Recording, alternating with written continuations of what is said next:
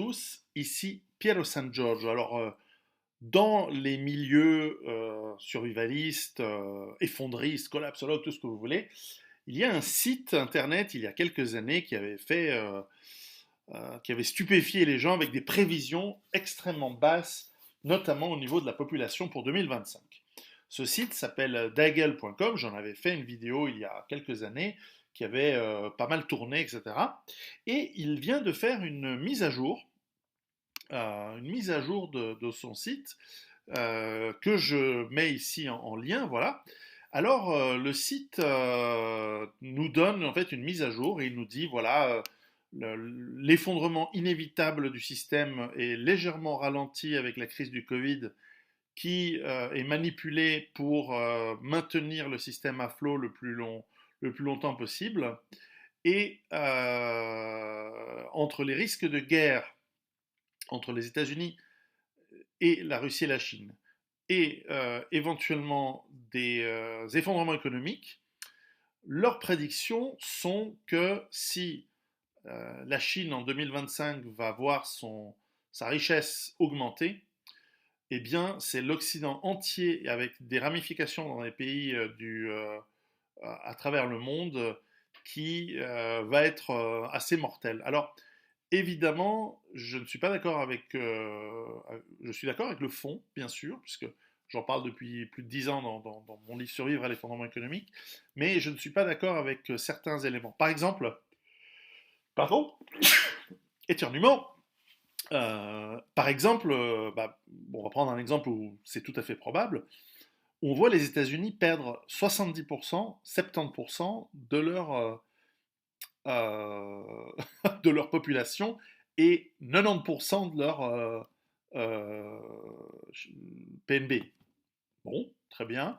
En cas de crise économique géante et surtout en cas d'effondrement, c'est clair que c'est ce genre de perte que les États-Unis doivent s'attendre. On voit moins 18% au Japon et moins 50% de leur PNB.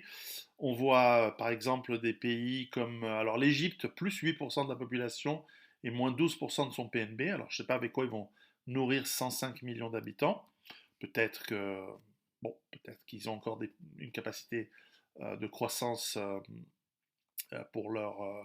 Alors Nigeria, il y a une perte par exemple. L'Italie, moins 30% de la population et moins 60% du PNB. La Turquie, moins 11% de la population et moins 61% du PNB. Arabie Saoudite, seulement moins 11% de la population et moins 49% du PNB. Pays-Bas, moins 6% de la population. France, alors voilà, moins 42% de la population et moins 75%, 75% du PNB. Ça, c'est tout à fait les scénarios de guerre civile. Je pense qu'ils sont même encore assez sympas pour la perte de population. Canada, moins 26% de la population. Argentine, moins 7%, par exemple.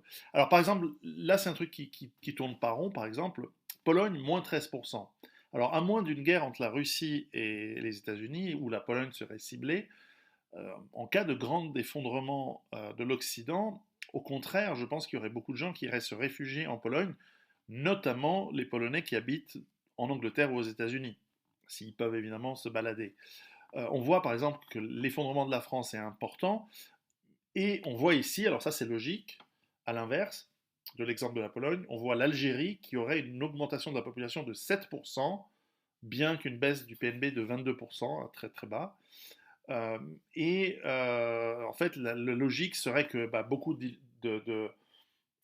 d'Algériens qui vivent en France ou dans les pays occidentaux qui s'effondrent, eh bien, quitteraient la France, quitteraient donc l'Algérie, quitteraient la France, pardon, voilà, j'y arrive, pour retourner chez eux en Algérie.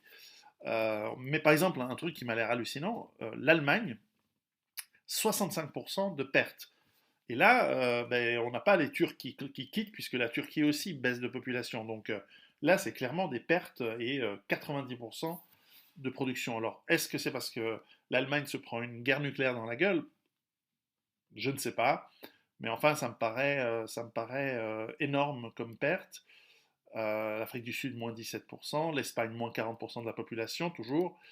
Le Maroc, stable. Alors là aussi stable parce qu'il y a des Marocains qui sont en Occident qui quittent, mais bon, peut-être. Hongrie, voilà, stable. Finlande, moins 4%. Belgique, moins 26% de la population et moins 60% du chiffre du PNB. Donc là, on sent la crise économique monstrueuse, totale, hyper violente. Le Portugal, seulement moins 19%. Là aussi, est-ce que les Portugais en France ou en Europe vont pas, qui vivent ailleurs qu'au Portugal vont pas revenir au Portugal?